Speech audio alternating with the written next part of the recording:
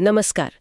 आज हम अपने शरीर, हमारी हिलने डुलने की आदतें या कहें कि आदत की कमी और जिसे हम कभी-कभी आलस कह देते हैं, उसके पीछे छुपे विज्ञान की गहराई में जा रहे हैं। हाँ। हमारे पास कुछ दिलचस्प स्रोत हैं जो मानव विकास, शारीरिक गतिविधि और हमारे बर्ताव को समझने में अलग-अलग नजरिए पेश करते हैं। बिल्कुल। आज हमारा मकसद ये समझना है कि क्यों हमें कसरत जैसी चीजें कभी पसंद आती हैं, कभी बोझ लगती हैं और लाखों सालों में हमारा शरीर किस तरह के माहौल के लिए ढले हैं, है ना? जी। तो चलिए इस गुत्थी को सुलझाना शुरू करते हैं। सबसे पहले ये देखते हैं कि विकास ने हमें शारीरिक तौर पर कैसा बनाया है। बिल्कुल, ये समझना बहुत जरूरी है कि हमारे शरीर कोई मशीन नहीं है जिन्हें किसी इंजीनियर ने डिजाइन किया हो। हाँ। ये लाखों सालों में धीरे धीरे विकसित हुए हैं। हम जो कुछ भी करते हैं या जिस तरह से बने हैं, उसके पीछे सिर्फ कैसे यानी उसका तरीका या मैकेनिज्म जानना काफी नहीं है, बल्कि क्यों यानी उसका विकासवादी कारण समझना भी उतना ही जरूरी है। सिर्फ जीव विज्ञान ही नहीं, बल्कि मानव व्यवहार को पूरी तरह समझने के लिए हमें संस्कृति और मानव शास्त्र का नजरिया भी अपनाना होगा। अच्छा। इन सब के बिना हमारी समझ अधूरी रह जाएगी। यहीं से एक बड़ा सवाल खड़ा होता है, जब हमें पता है कि कसरत करना सेहत के लिए अच्छा है, तो फिर हम इसे लेकर इतने हिचकिचाते क्यों हैं? हाँ, ये तो है। बहुत से लोग इसे लेकर परेशान रहते हैं, समझ नहीं पाते कि कितना करें, कैसे करें, और फिर वो सोफे से उठना भी पहाड़ जैसा लगता है। बिल्कुल। कभी कभी तो हमें इसके लिए बुरा भी महसूस कराया जाता है ना? सही बात है। इसकी वजह हमारे विकास की गहराइयों में छिपी है। सोचिए हमारे पुरखों के बारे में।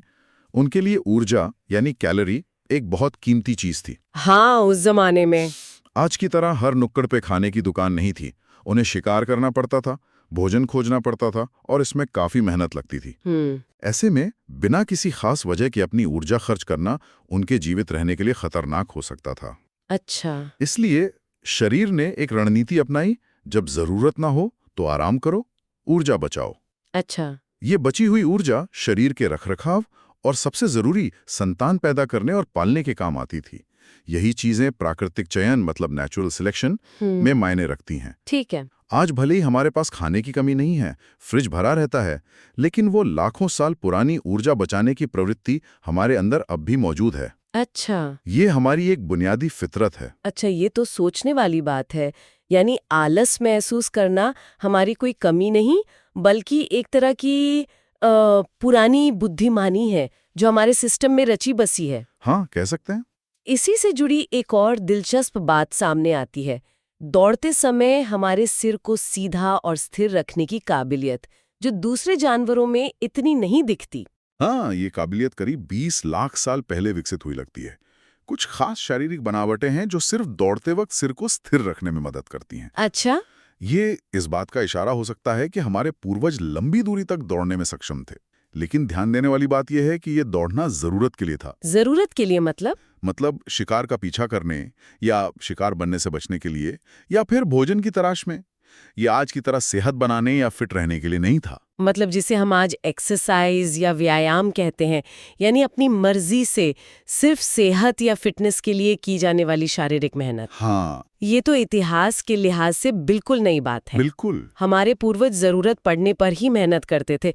वे सुबह उठकर 5 किलोमीटर दौड़ने इसलिए नहीं जाते थे कि ये हेल्दी है। बिल्कुल। ये सोचना भी अजीब लगता है कि जब ऊर्जा बचाना इतना जरूरी था तो कोई उसे बेवजह क्यों खर्च करेगा। सही बात है। इसीलिए जब आज लोग कहते हैं कि उनके पास कसरत के लिए समय नहीं है या उन्हें ये बोरिंग लगता है या तकलीफदेह लगता है, हाँ, जो आम बहाने होते हैं, हाँ, तो हमें उन्हें दोषी महसूस कराने की बजाय ये समझना चाहिए कि ये बहुत हद तक सामान्य मानवीय भावनाएं हैं जिनकी जड़ें हमारे विकासवादी अतीत में हैं। ये कोई व्यक्तिगत नाकामी नहीं है। और आज के दौर के आविष्कारों को देखें, जैसे ट्रेडमिल। कितना अजीब है ना, इतनी मेहनत करना और फिर भी उसी जगह पर रहना। हाँ, बिल्कुल। क्या आपको पता है कि ट्रेडमिल का शुरुआती रूप विक्टोरियन इंग्लैंड की जेलों में कैदियों को सजा देने के लिए इस्तेमाल होता था? अच्छा, ये तो मुझे नहीं पता था। हाँ, उन्हें घंटों इन पर चलने को मजबूर किया जाता था ताकि उनकी इच्छा शक्ति तोड़ी जा सके और उन्हें किसी तरह का सुख ना मिले। बाप रे। हाँ, ये कहानी इस बात का सटीक उदाहरण है कि कैसे आज की कई कसरतें हमें दवाई की तरह लगती हैं। दवाई की तरह। जिससे हमें निगलना है, क्योंकि ये हमारे लिए अच्छी है, न कि इसलिए कि ये करने में हमें स्वाभाविक रूप से मजा आता है या इसकी तुरंत कोई जरूरत महसूस होती है। कसरत और हमारे पुरखों को लेकर कई और धारणाएं भी हैं। एक आम ख्याल ये है कि हमारे शिकारी संग्राहक पूर्वज तो जन्मजात सुपर एथलीट थे, मानो बिना थके पहाड़ों पर दौड़ते रहते थे। हाँ, ये विचार अक्सर नोबल सैवेज वाली एक रोमांटिक पर गलत धारणा से उपजता है। Noble savage? हाँ, मतलब ये सोचना कि सभ्यता से दूर रहने वाले लोग हर लिहाज से बेहतर, ज्यादा नैतिक और शारीरिक रूप से ज्यादा सक्षम होते हैं। कभी कभी इसमें नस्लीय पूर्वाग्रह भी शामिल हो जाते हैं। ओह, जैसे ये मानना कि कुछ खास समूहों के लोगों को दर्द कम महसूस होता है। सच्चाई ये है कि चाहे शिकारी संग्राहक हों या पुराने जमाने के किसान, वे कोई सुपरमैन नहीं थे। वे बहुत मेहनत करते थे, थकते थे, उनकी मांसपेशियों में दर्द होता था, उन्हें चोटें लगती थी। ये सुपर एथलीट वाली छवि न सिर्फ उन लोगों का अमानवीयकरण करती है, हाँ, बल्कि आज के दौर के लोगों को, खासकर पश्चिमी समाजों में, ये महसूस कराती है कि उनमें ही कोई कमी है अगर वे आसानी से मैराथन नहीं दौड़ पाते। ये बहुत जरूरी बात है। तो हमने देखा कि विकास हमें थोड़ा आराम पसंद बनाता है और हमारे पूर्वज सुपर एथलीट नहीं थे। लेकिन आजकल एक और चीज को लेकर बहुत डर फैलाया जा रहा है, बैठना। हाँ, ये भी एक बड़ा मुद्दा है। हमने सुना है बैठना नया धूम्रपान है। ये सुनकर तो चिंता होती है, खासकर जब बहुत से लोगों का काम ही घंटों बैठे रहने का है। इसमें कितनी सच्चाई है? देखिए, ये बात लोगों को हिलने डुलने के लिए प्रेरित करने के अच्छे इरादे से कही गई होगी, लेकिन एक अतिशयोक्ति है और थोड़ी भ्रामक भी है। अच्छा। बैठना अपने आप में सिगरेट की तरह जहरीला नहीं है, ये एक सामान्य मानवीय गतिविधि है। दुनिया की कई गैर औद्योगिक संस्कृतियों को देखें, हाँ, जहां लोग आज भी खेती करते हैं या शिकार पर निर्भर हैं, वे भी दिन में करीब 9-10 घंटे बैठते हैं। सच में 9-10 घंटे? हाँ, फर्क यह है कि वे शायद कुर्सियों पर नहीं, बल्कि जमीन पर, उकड़ू या छोटे स्टूल पर बैठते हों और बीच बीच में उठते बैठते रहते हैं। समस्या लगातार घंटों तक बिना हिले डुले एक ही जगह बैठे रहना है, खासकर तब जब कोई व्यक्ति ऑफिस में बैठने के बाद घर आकर भी सोफे या कंप्यूटर के सामने जम जाए। अच्छा। शोध बताते हैं कि शायद काम के दौरान बैठने से ज्यादा नुकसान तब होता है जब हम अपने फुर्सत के समय में भी पूरी तरह निष्क्रिय रहते हैं। ओह, ये जरूरी बात है। थोड़ी थोड़ी देर में उठना या एक्टिव सिटिंग, यानी ऐसी मुद्रा में बैठना जिसमें मांसपेशियां थोड़ी व्यस्त रहें, जैसे बिना टेक वाली कुर्सी या जमीन पर, फायदेमंद हो सकता है। तो डरने की नहीं, बल्कि बीच बीच में उठकर चलने फिरने की जरूरत है। ठीक है, तो बैठने से डरने की जरूरत नहीं, बस जड़ होके नहीं बैठना है। अब नींद की बात करते हैं। हाँ, एक और आम धारणा है कि हमें रोज रात 8 घंटे सोना ही चाहिए। कम सोएं तो लगता है सेहत बिगड़ जाएगी। क्या ये सच है? ये भी एक ऐसा मिथक है जिसने बहुत से लोगों को बेवजह चिंता में डाल दिया है। सही में। हाँ। दिलचस्प बात यह है कि जब उन समाजों का अध्ययन किया गया जहां बिजली नहीं है और लोग कुदरती रोशनी के हिसाब से जीते हैं, तो पाया गया कि वे लोग औसतन रात में 6 से 7 घंटे ही सोते हैं, कभी-कभी 5.5 घंटे भी। अरे! और बड़े पैमाने पर हुए स्वास्थ्य अध्ययनों में भी यही सामने आया है कि औसतन करीब 7 घंटे की नींद सेहत के लिए सबसे अच्छी हो सकती है, शायद 8 घंटे से भी बेहतर। क्या बात है? ये 8 घंटे जरूरी हैं वाला नियम शायद एक और ऐसी बात है जो हमें नींद को लेकर तनाव देती है। और मजे की बात यह है कि तनाव खुद अच्छी नींद का दुश्मन है। हाँ, ये तो है। नींद पर संस्कृति का भी बहुत असर होता है। पश्चिम में अकेले, अंधेरे, शांत कमरे में सोने का चलन है, सही है। जबकि दुनिया की कई संस्कृतियों में लोग साथ में सोते हैं, आसपास शोर होता है और वे सख्त जमीन पर भी आराम से सो लेते हैं। ये तो राहत की बात है। मतलब 7 घंटे भी काफी हो सकते हैं। चलिए अब थोड़ी और विशिष्ट गतिविधियों पर आते हैं। जी, अक्सर सुना है कि आप या तो तेज दौड़ सकते हैं या फिर लंबी दूरी तक, दोनों में एक साथ माहिर नहीं हो सकते। क्या ये बात आम लोगों पर भी लागू होती है? देखिए, ये धारणा ज्यादातर दुनिया के शीर्ष एथलीटों को देखकर बनती है। जी। जाहिर है उसैन बोल्ट और एलियट किपचोगे की क्षमताएं बहुत अलग हैं। हाँ, वो तो है। लेकिन हम जैसे आम लोगों के लिए आमतौर पर जब हम अपनी दौड़ने की गति स्पीड पर काम करते हैं, तो हमारी सहन शक्ति यानी एंड्योरेंस भी बेहतर होती है। अच्छा। ये दोनों चीजें साथ साथ चलती हैं, जब तक कि आप बिल्कुल ओलंपिक स्तर की तैयारी ना कर रहे हों। ठीक है। इंटरवल ट्रेनिंग जैसी तकनीकें जो गति बढ़ाने पर केंद्रित होती हैं, सहन शक्ति के लिए भी बहुत फायदेमंद साबित होती हैं। अच्छा, तो आम लोगों के लिए स्पीड और एंड्योरेंस साथ चल सकते हैं। अब बात करते हैं ताकत की। क्या हमारे शिकारी संग्राहक पूर्वज हमसे बहुत ज्यादा ताकतवर थे? पूजा बहनों ने उनकी ताकत का अंदाजा लगाने की कोशिश की है, जैसे हाथ की पकड़ की ताकत, मतलब ग्रिप स्ट्रेंथ को माप के।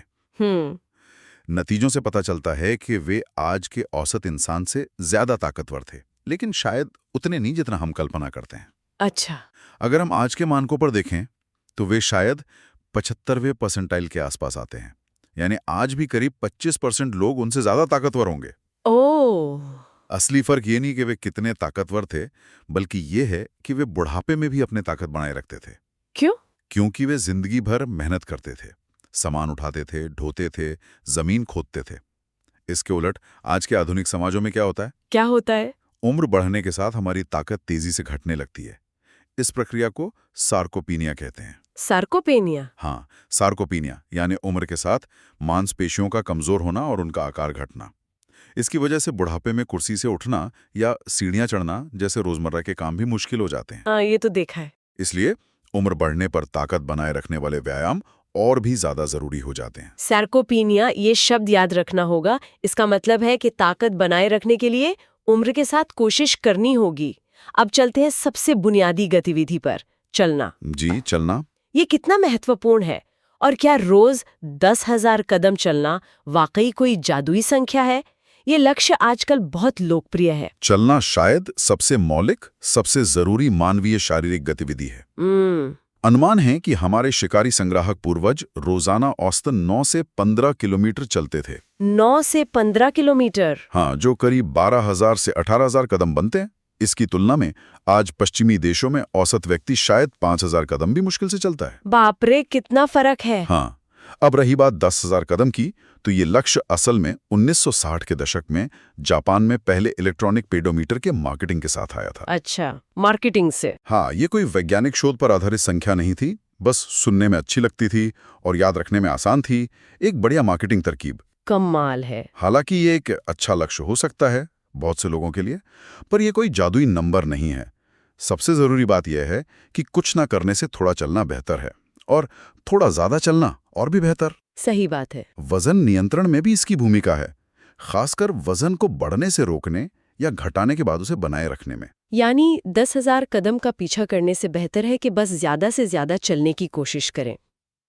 अब दौड़ने से जुड़े एक बहुत बड़े डर पर आते हैं कि इसे घुटने खराब हो जाते हैं। हाँ, ये बहुत आम डर है। लोगों को लगता है कि दौड़ने से जोड़ों में घिसाव आता है और आर्थराइटिस हो जाता है। इसमें कितनी सच्चाई है? ये शायद सबसे आम और सबसे ज्यादा नुकसान पहुंचाने वाले मिथकों में से एक है। आज हमारे पास बहुत मजबूत वैज्ञानिक सबूत हैं जो ये दिखाते हैं कि दौड़ने से जोड़ों में घिसाव और टूट-फूट होकर आर्थराइटिस नहीं होता। सच में? जी हाँ, दर्जनों अध्ययन हो चुके हैं और वे लगातार यही दिखाते हैं कि जो लोग नियमित रूप से दौड़ते हैं उनमें घुटनों के आर्थराइटिस का खतरा कम होता है, ज्यादा नहीं। अरे वाह, ये तो बिल्कुल उल्टा है। बिल्कुल। असल में दौड़ने जैसी गतिविधियों से जो जोड़ों पर दबाव पड़ता है वो कार्टिलेज को स्वस्थ रखने और उसकी मरम्मत करने में मदद कर सकता है। दौड़ने से चोटें लगती हैं, ये सच है, जैसे घुटने का दर्द या IT बैंड सिंड्रोम, लेकिन ये आमतौर पर खराब तकनीक, जरूरत से ज्यादा तेज या जरूरत से ज्यादा दूर तक दौड़ने की कोशिश करने या शरीर में पर्याप्त ताकत ना होने की वजह से होता है। अच्छा, तो वजह कुछ और होती है। हाँ, दौड़ना भी एक कला है, एक स्किल है जिसे सीखा और सुधारा जा सकता है। विडंबना यह है कि आजकल के बहुत गद्देदार जूते हमें जमीन पर जोर से पैर पटकने की सहूलियत देते हैं, जो शायद दौड़ने का सबसे प्राकृतिक या कुशल तरीका नहीं है और चोट का कारण बन सकता है। तो इन सारी बातों का निचोड़ क्या निकलता है? क्या हमें व्यायाम को सिर्फ एक दवा की तरह देखना चाहिए जिसकी एक निश्चित खुराक डॉक्टर हमें बताए? व्यायाम को सिर्फ दवा समझना शायद पूरी तस्वीर नहीं दिखाता। पहली बात तो ये कि इसकी कोई एक सही खुराक नहीं है जो सबके लिए काम करे। हाँ, ये तो है। कितनी कसरत करनी चाहिए ये आपकी उम्र, फिटनेस लेवल, सेहत के लक्ष्य, लिंग और कई दूसरी बातों पर निर्भर करता है। दूसरी, शायद ये सोचना ज्यादा सही है कि शारीरिक रूप से निष्क्रिय रहना हमारे शरीर के लिए अस्वाभाविक है और यही निष्क्रियता कई बीमारियों की जड़ है। अच्छा। तो व्यायाम या कोई भी शारीरिक गतिविधि करना असल में दवा लेना नहीं, बल्कि शरीर को वो माहौल देना है जिसके लिए वो बना है, उसे उसकी जरूरत पूरी करना है। ये उस अस्वाभाविक स्थिति, मतलब निष्क्रियता से बचना है जो नुकसानदेह है। ये एक बहुत महत्वपूर्ण दृष्टिकोण है कि समस्या निष्क्रियता है और गतिविधि उसका समाधान है, न कि कोई बाहरी दवा। और उम्र बढ़ने के साथ इसका क्या रिश्ता है, ये जानना बहुत जरूरी लगता है, क्योंकि अक्सर लोग सोचते हैं कि बुढ़ापे में तो आराम करना चाहिए, मेहनत नहीं करनी चाहिए। ये शायद आज की चर्चा का सबसे जरूरी सबक है। इंसान लंबे समय तक जीने के लिए विकसित हुए हैं, खासकर बच्चे पैदा करने की उम्र के बाद भी। हाँ। इसे ग्रैंड मदर हाइपोथेसिस भी कहते हैं। ऐसा माना जाता है कि बूढ़े लोग इसलिए लंबा जीते थे ताकि वो अपने बच्चों और नाती पोतों के लिए भोजन जुटाने और उनकी देखभाल में मदद कर सके। अच्छा। पारंपरिक समाजों में बुजुर्ग अक्सर बहुत सक्रिय रहते थे। ये लगातार चलती रहने वाली शारीरिक गतिविधि शरीर के अंदर की मरम्मत और रखरखाव की व्यवस्था को चालू रखती है। कैसे? जब हम मेहनत करते हैं तो शरीर में हल्का तनाव पैदा होता है और इसी तनाव के जवाब में शरीर अपनी मरम्मत तेज कर देता है।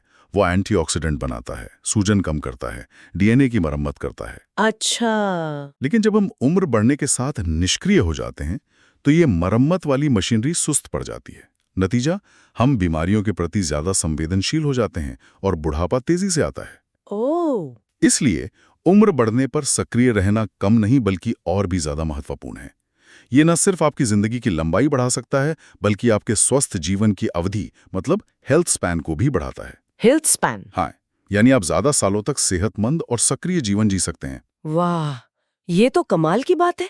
यानी बुढ़ापे में एक्टिव रहना लंबी और स्वस्थ जिंदगी की कुंजी है। शारीरिक फायदों के अलावा क्या गतिविधि का हमारे मानसिक स्वास्थ्य पे भी असर होता है? आजकल ये भी एक बहुत बड़ा मुद्दा है। बिल्कुल, और इसका असर बहुत गहरा है। जब हम शारीरिक रूप से सक्रिय होते हैं तो हमारा मस्तिष्क कई तरह के रसायन छोड़ता है, जैसे डोपामीन, सेरोटोनिन, एंडोर्फिन। हाँ, सुने हैं ये नाम। ये रसायन हमारे मूड को बेहतर बनाते हैं, चिंता और अवसाद को कम करने में मदद करते हैं। आपने रनर हाई के बारे में सुना होगा? हाँ हाँ। वो भी एंडोकैनाबिनॉइड्स जैसे रसायनों के निकलने से होता है जो हमें अच्छा महसूस कराते हैं। हाल के वर्षों में, खासकर महामारी के दौरान जब लोगों की शारीरिक गतिविधि कम हुई, तो हमने बढ़ते तनाव और मानसिक स्वास्थ्य चुनौतियों को भी देखा। नियमित रूप से सक्रिय रहना हमारे मानसिक कल्याण के लिए एक बहुत शक्तिशाली और आसानी से उपलब्ध तरीका हो सकता है। ये जानना भी बहुत जरूरी है। अंत में एक बात और ध्यान में रखनी चाहिए कि दुनिया के बेहतरीन एथलीटों की दुनिया हम आम लोगों से बहुत अलग होती है। हाँ बिल्कुल। उन पर बहुत ज्यादा ध्यान देने से हम शायद सामान्य सेहतमंद गतिविधि के स्तरों से भटक सकते हैं और खुद को कमतर महसूस कर सकते हैं, है ना? एकदम सही कहा है। साथ ही अलग अलग संस्कृतियों और जीवन शैलियों का अध्ययन करना, चाहे वो अफ्रीका के शिकारी संग्राहक हों या भारत के ग्रामीण किसान, हमें अपने खुद के समाज, जिसे शोधकर्ता कभी कभी वियर्ड कहते हैं। वियर्ड? हाँ, मतलब पश्चिमी, शिक्षित, औद्योगिक, अमीर और लोकतांत्रिक समाज। अच्छा। तो इन समाजों के पूर्वाग्रहों पर सवाल उठाने में मदद करता है। ये हमें मानव व्यवहार की एक ज्यादा व्यापक और संतुलित समझ देता है। विज्ञान कोई पत्थर की लकीर नहीं है। ये एक लगातार चलने वाली प्रक्रिया है जिसमें हम हमेशा सीखते रहते हैं और अपनी समझ को बेहतर बनाते हैं। तो आज हमने मानव शरीर के विकास की दिलचस्प कहानी में झांका। ये समझने की कोशिश की कि हमारा शरीर मेहनत और आराम पर कैसे प्रतिक्रिया देता है और कसरत, बैठने और सोने से जुड़े कुछ आम मिथकों की सच्चाई जानी। बिल्कुल। सार ये है कि हमारा शरीर लाखों सालों के विकास का नतीजा है, जो हमें जरूरत पड़ने पर मेहनत करने और बेवजह की मेहनत से बचने के लिए तैयार करता है, खासकर ऊर्जा बचाने के लिए। आज की दुनिया ने इस संतुलन को बदल दिया है, इसलिए अब हमें जानबूझकर सक्रिय रहने के तरीके खोजने पड़ते हैं। हमने बात की कि सुपर एथलीट, पूर्वजों वाली बात एक मिथक है, बैठना स्वाभाविक है, लेकिन लगातार घंटों तक जमे रहना ठीक नहीं, इसलिए हिलते डूलते रहना जरूरी है। सही है। 8 घंटे की नींद कोई जादुई नियम नहीं है, शायद 7 घंटे भी काफी हों। उम्र बढ़ने के साथ ताकत बनाए रखना बहुत महत्वपूर्ण है और चलना जैसी साधारण गतिविधि भी कमाल कर सकती है। बिल्कुल। और हाँ, सही तरीके से दौड़ने से आपके घुटने खराब नहीं होते। हाँ, ये बहुत जरूरी है याद रखना। और शायद सबसे अहम बात, उम्र बढ़ने के साथ शारीरिक रूप से सक्रिय रहना आपके हेल्थ स्पैन यानी स्वस्थ और सक्रिय जीवन के सालों को बढ़ाने के लिए बेहद जरूरी है। ये शरीर की कुदरती मरम्मत व्यवस्था को चालू रखता है। और ये न भूलें कि हिलना डुलना आपके दिमागी स्वास्थ्य के लिए भी उतना ही जरूरी है जितना जिस्मानी सेहत के लिए। हमें उम्मीद है कि इस चर्चा से आपको कुछ नया सोचने और समझने को मिला होगा।